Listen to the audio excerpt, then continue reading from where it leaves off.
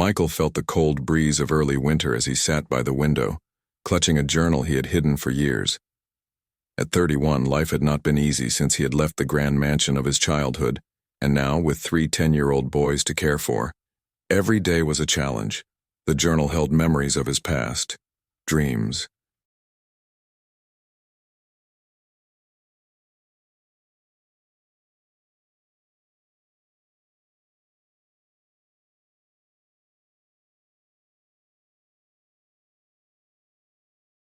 Regrets and a lingering hope for a reconciliation that seemed impossible. The soft voice of his eldest, Ethan, interrupted his thoughts. "Dad, can I read this?" The boy's bright eyes sparkled with curiosity as he held the weathered book. Michael hesitated but nodded. Ethan flipped through the pages.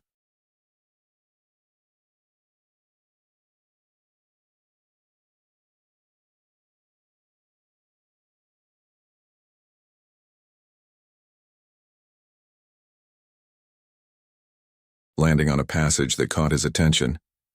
"I suffer greatly from his absence, but I could never abandon my children." The boy frowned, sensing the weight of those words. "Who did you mean, Dad?" Michael forced a smile and tousled Ethan's hair. "It's nothing, just old thoughts. Let's focus on the present."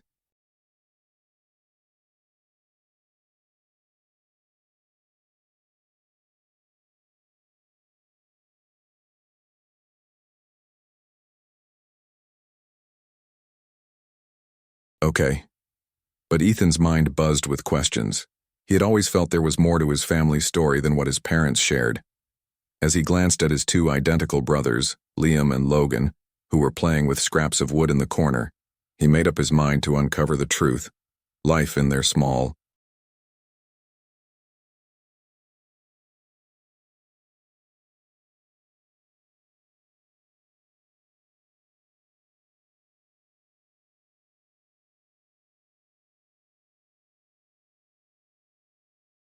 rented home was far removed from luxury, but it was filled with love. Michael worked tirelessly as a carpenter, often coming home late and exhausted, while Emma, his wife, took on sewing jobs to keep the family afloat. The boys, though mischievous, were kind-hearted. Ethan, however, stood out with his sharp mind and relentless curiosity.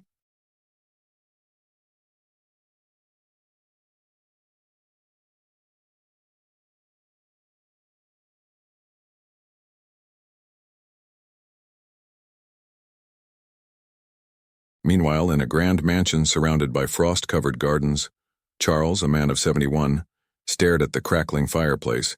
His only companion was Bruno, a massive, long-haired dog who followed him everywhere. Charles's wealth could buy anything, except the one thing he longed for, his son Michael.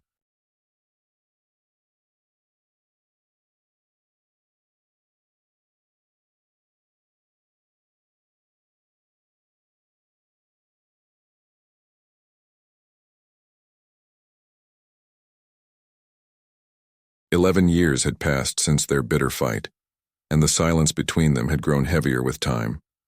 Despite his pride, Charles often thought of Michael, especially on quiet nights like this.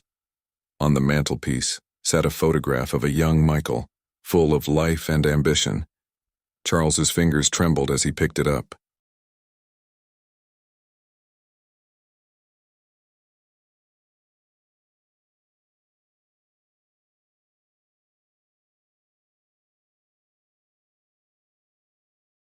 He had been harsh, perhaps too harsh, when he had discovered Michael's relationship with Emma, the young housekeeper. The scandal had rocked his world, but now, years later, the bitterness seemed trivial compared to the emptiness he felt. Ethan's investigation began with quiet questions to his mother.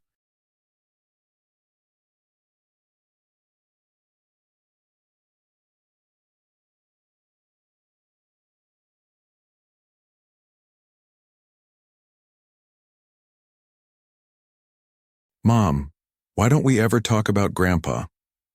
Emma's face darkened for a moment before she replied, "Some things are better left in the past, Ethan." But the boy was undeterred. He rummaged through old belongings in their attic until he found a letter addressed to Michael in an elegant script. The return address was a place he didn't recognize.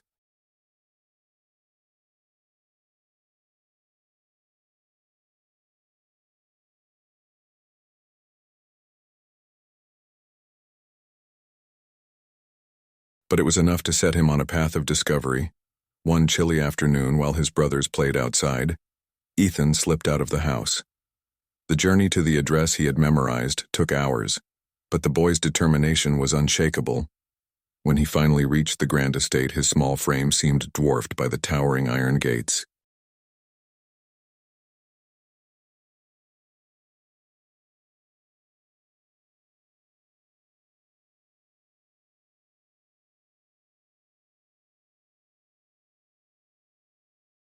He pressed the intercom button and waited. Heart-pounding, Charles answered the call himself, his voice gruff. "Who is it?" "My name is Ethan," the boy said confidently. "I think you're my grandfather." Inside, Charles froze. The words struck him like a lightning bolt. "Could it be true?" Bruno barked.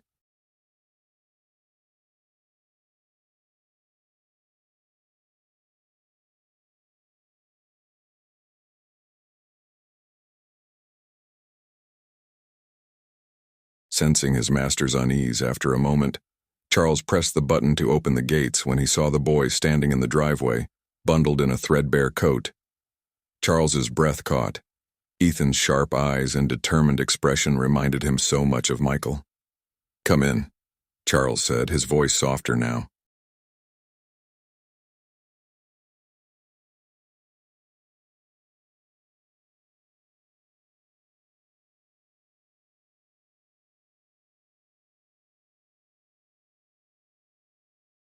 As Ethan stepped into the grand foyer, his eyes widened at the opulence.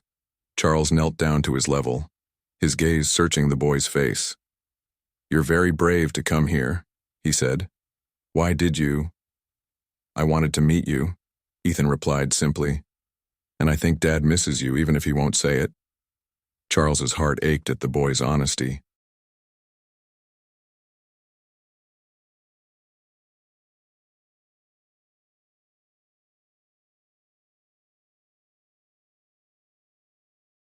He reached out and gently placed a hand on Ethan's shoulder.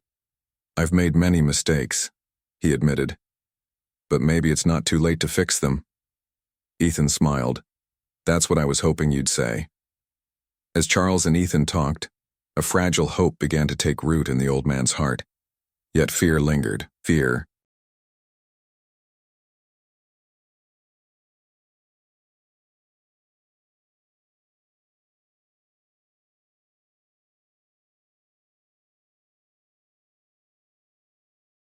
What if Michael refused to see him? What if the bridge between them was irreparably broken? But for the first time in years, Charles felt a glimmer of something he thought he'd lost forever. A chance at redemption. Ethan's visits to the grand estate became a secret ritual. Every few afternoons he would find an excuse to slip away from his brothers and make the long trek to Charles's mansion.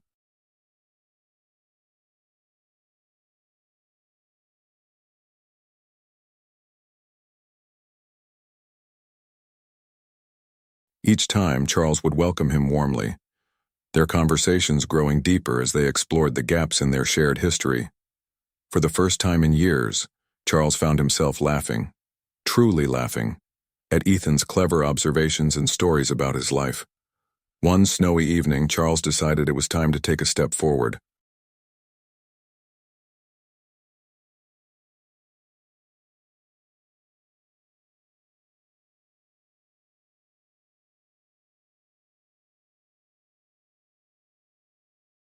"Ethan," he began cautiously, "what does your father think about you coming here?" Ethan hesitated, biting his lip. "He doesn't know," he admitted. "Dad doesn't like to talk about you. I don't think he'd be happy if he found out." Charles's chest tightened. He had anticipated as much, but hearing it aloud stung.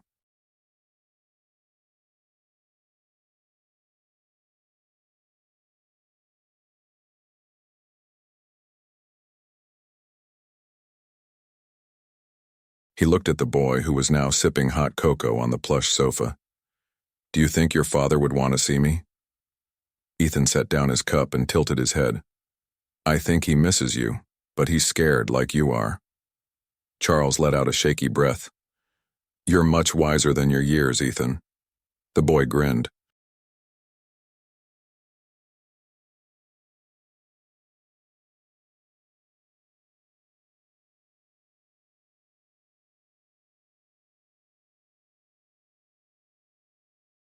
I've had to grow up fast. That night, Charles sat alone in his study, the weight of his choices pressing down on him. He stared at the photograph of young Michael once more, memories flooding back. He saw not just his son, but the many moments they had shared before their rift, fishing trips,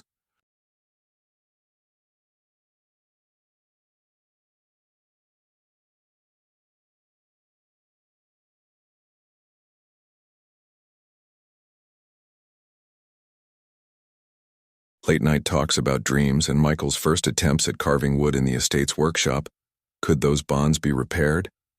Or had he waited too long? Meanwhile, Ethan returned home, sneaking back into his room before anyone noticed. He didn't realize his father, Michael, had been watching from the window.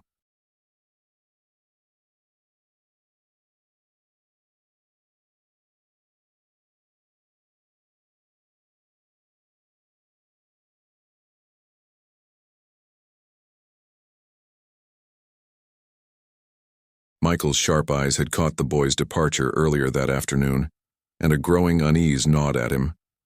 Where had Ethan gone, and why hadn't he said anything? The next morning, Michael decided to confront him. Ethan, he said over breakfast, where were you yesterday? Ethan froze, his fork hovering midair.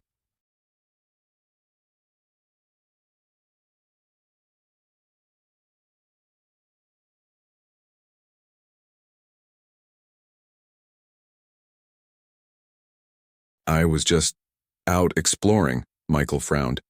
Exploring where it's dangerous to wander too far, especially in this weather. Ethan's twin brothers, Liam and Logan, exchanged nervous glances but said nothing. Ethan swallowed hard, knowing he couldn't keep the secret much longer. I went to see Grandpa, he blurted out.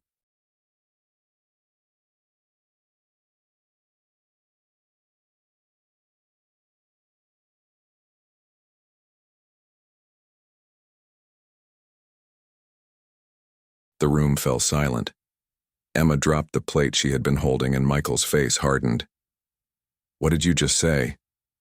Michael's voice was low but edged with disbelief. I found him, Ethan continued, his voice trembling. I've been visiting him. He's not what you think, Dad. He's sorry. Michael pushed back his chair abruptly.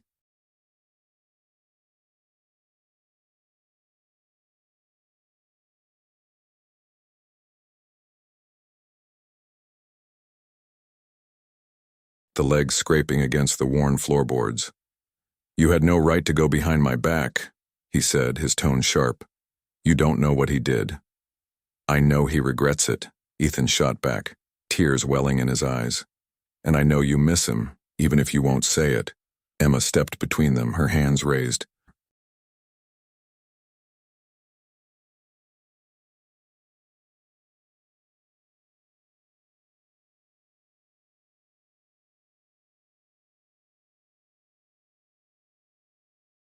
Michael, please, he's just a boy. Michael shook his head, his emotions a storm of anger, fear, and pain. Stay out of this, Emma. But Ethan wasn't done. He wants to see you, Dad. He told me he does. Can't you just try? Michael turned and left the room, slamming the door behind him. Ethan's heart sank.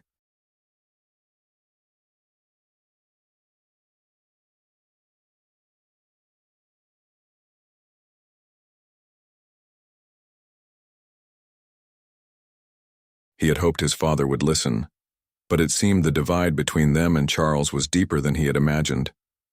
That evening, as Michael sat in his workshop, he stared at a piece of wood he had been carving. It was meant to be a toy for the boys, but his hands were shaking too much to work.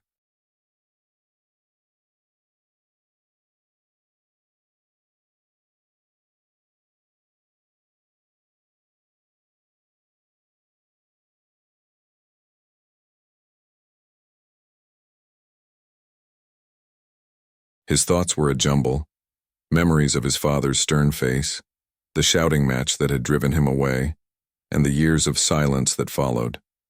But then, an image of Ethan flashed in his mind, standing up for something he believed in.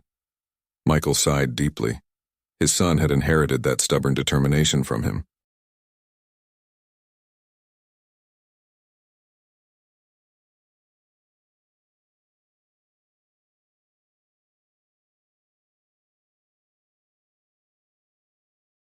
No doubt. Maybe it was time to stop running from the past. Michael's fists clenched, his mind reeling as Ethan's words settled in. "You went to see him?" he asked again, his voice sharper this time. "Yes, Dad," Ethan replied, his tone firm, though his small hands trembled in his lap. "I had to. I needed to know." Michael stood abruptly.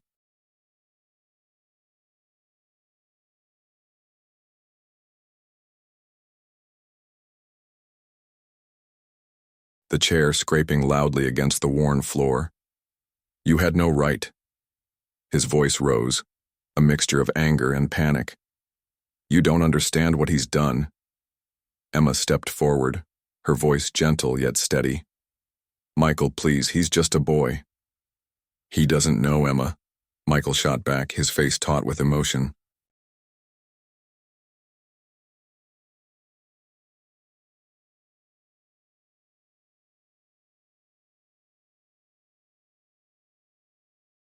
"He doesn't know what it was like to be thrown away like nothing."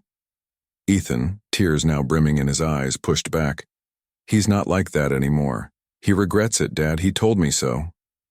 Michael's expression faltered for a brief moment before his walls went back up. "You're too young to understand," he said.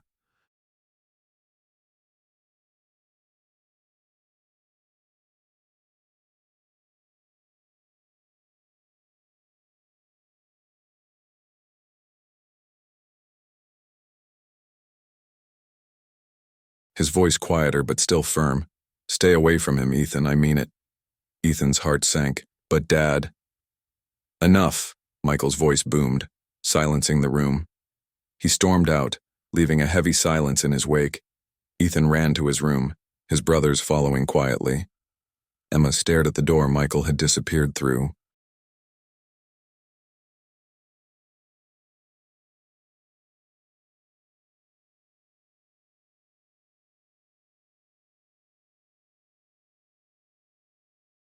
Her own memories of Charles in the past swirling in her mind.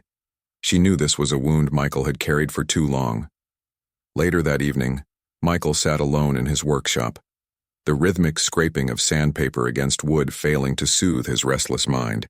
He thought of Ethan's defiance, the conviction in his son's voice.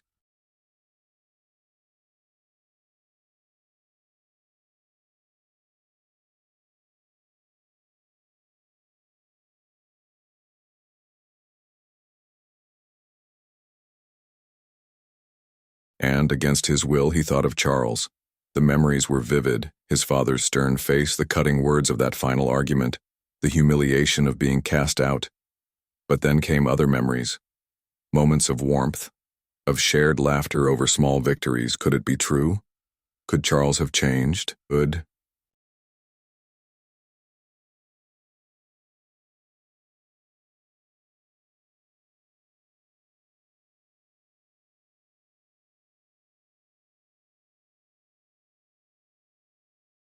Meanwhile, in the mansion, Charles stared at the empty chair across from him at the dinner table. He could feel Bruno's expectant eyes watching him, the dog sensing his master's inner turmoil. "I've been a fool, haven't I?" Charles muttered, running a hand through his silver hair. Bruno wagged his tail in response.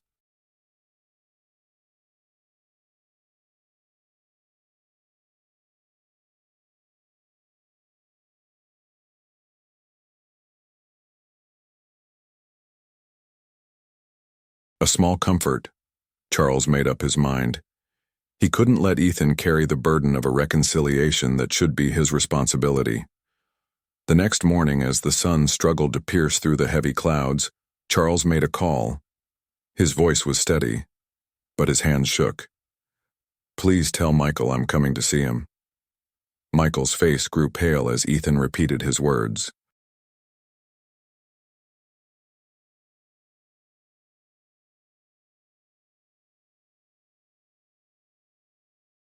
I found him. Silence settled over the room, broken only by the sound of the wind rattling the windows. Liam and Logan stared at their plates, unsure of what would happen next. Michael leaned forward, his knuckles whitening as he gripped the edge of the table. What do you mean you found him? What did you do?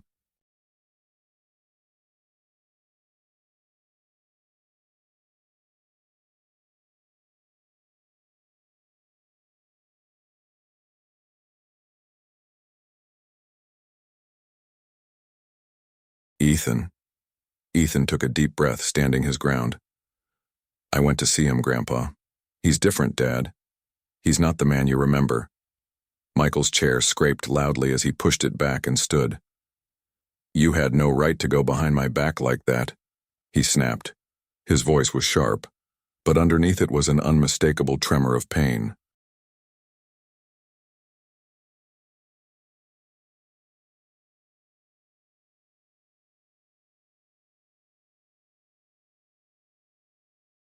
You don't know what he did, Ethan. You don't understand. Emma placed a hand on Michael's arm, but he pulled away. This isn't something you can just fix with a few visits. Maybe you're the one who doesn't understand, Ethan countered, his voice trembling.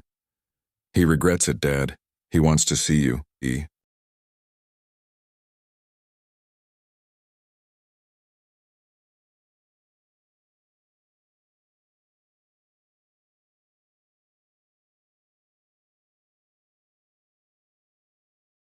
He misses you. Michael turned away, pacing toward the window, his back rigid.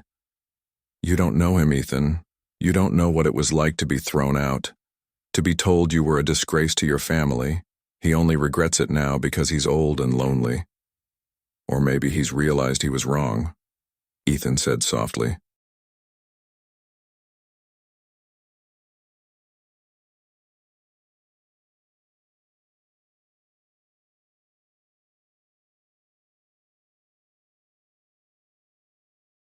Isn't that what matters? Emma stepped forward, her voice calm but firm. Michael, Ethan didn't mean to hurt you. He's just trying to help. Maybe you should listen. Michael remained silent, his gaze fixed on the snowy landscape outside. The room felt heavier than ever, the air thick with unspoken words and buried wounds.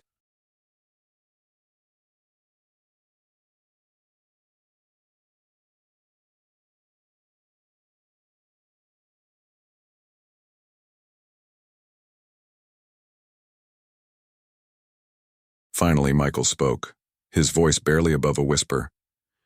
He destroyed me, Emma. He took everything I knew, everything I loved, and made me feel like I was nothing. He turned to Ethan, his expression torn. You think it's that easy to forgive? Ethan's voice was steady. I think it's worth trying. Michael sighed deeply.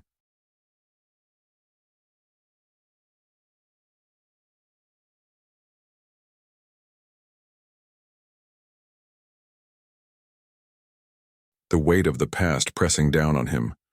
I need time to think. That night, Michael sat alone in his workshop, staring at an unfinished piece of wood. His mind raced with memories of his father, both good and bad. The words Ethan had spoken lingered in his thoughts, planting seeds of doubt.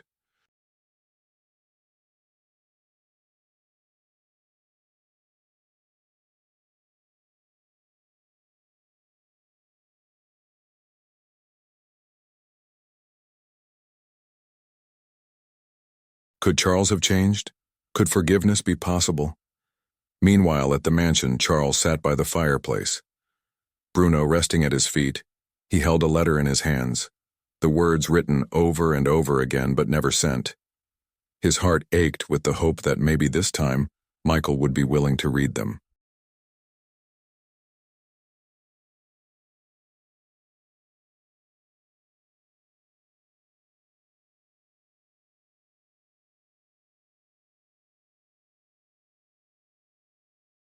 The next morning, Charles made a decision.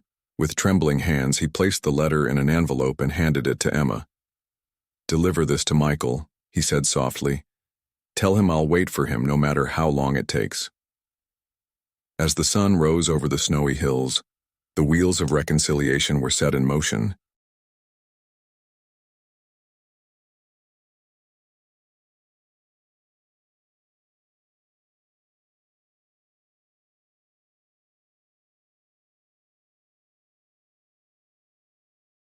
Though none of them could yet see where the path would lead, later that evening Michael sat alone in his workshop, the rhythmic scraping of sandpaper against wood failing to soothe his restless mind.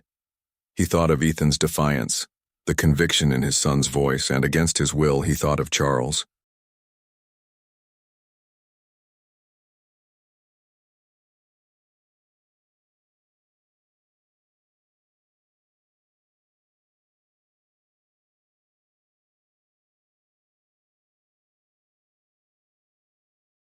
The memories were vivid. His father's stern face, the cutting words of that final argument, the humiliation of being cast out.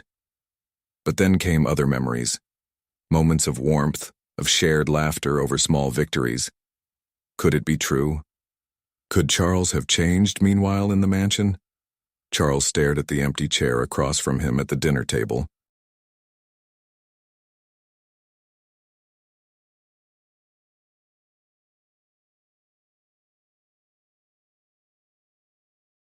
He could feel Bruno's expectant eyes watching him, the dog sensing his master's inner turmoil. I've been a fool, haven't I? Charles muttered, running a hand through his silver hair. Bruno wagged his tail in response, a small comfort. Charles made up his mind. He couldn't let Ethan carry the burden of a reconciliation that should be his responsibility.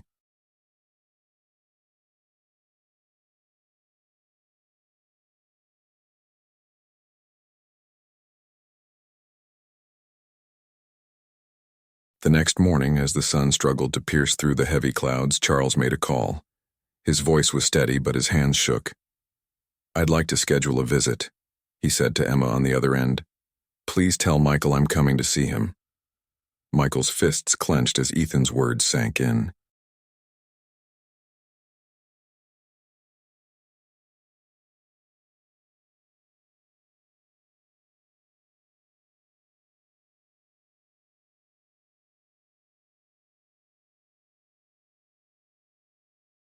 His voice, sharp and low, cut through the silence. You went to see him? Ethan nodded, swallowing hard. Yes, Dad. I found him. He's different now.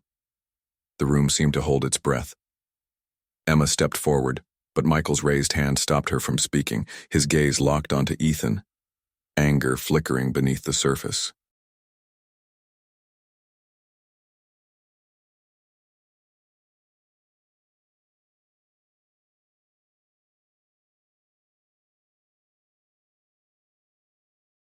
But it wasn't just anger. It was pain. You had no right, Michael said, his voice trembling.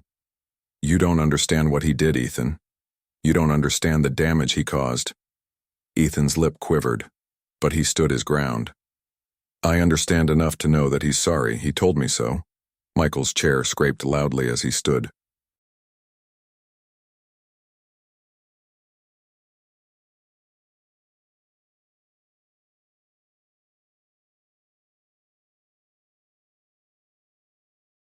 Told you. And you believed him. He's just saying what you want to hear. He misses you, Dad. Ethan's voice cracked. And I think you miss him too. Michael turned abruptly, pacing toward the window. His shoulders were tense, his breaths heavy. Emma touched his arm gently. Michael, he's just a boy.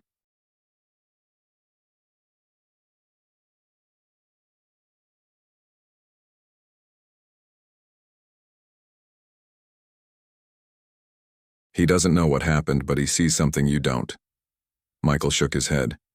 You think this is simple after everything? His voice softened, tinged with a weariness Ethan had never heard before.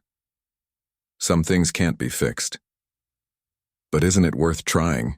Ethan asked, his small voice breaking through the tension.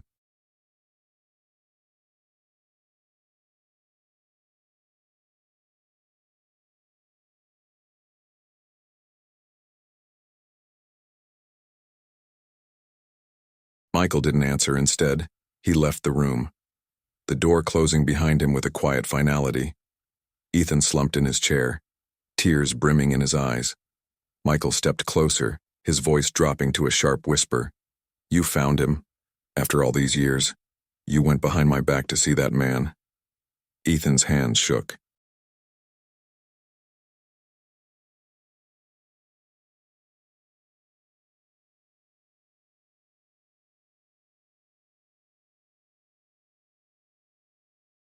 But his voice didn't waver. He's different now, Dad. He wants to make things right. He regrets what happened. Michael's jaw tightened. You think a few apologies can undo everything? Do you know what it was like to be told I was worthless? To have my own father turn his back on me? Ethan met his father's gaze with quiet determination.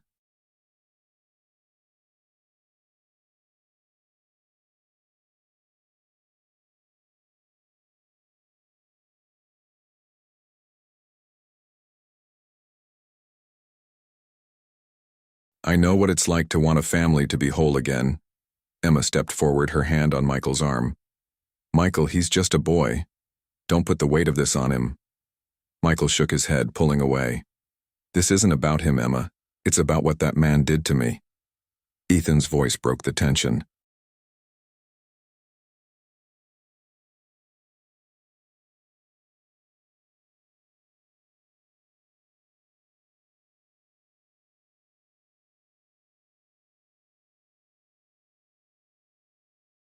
It's also about what you're doing to yourself. You're angry, and it's not just at him. You're angry at what you lost. Maybe if you just talk to him. Michael turned abruptly, his voice sharp. Enough, Ethan. This conversation is over. Ethan watched his father leave, his heart heavy with frustration.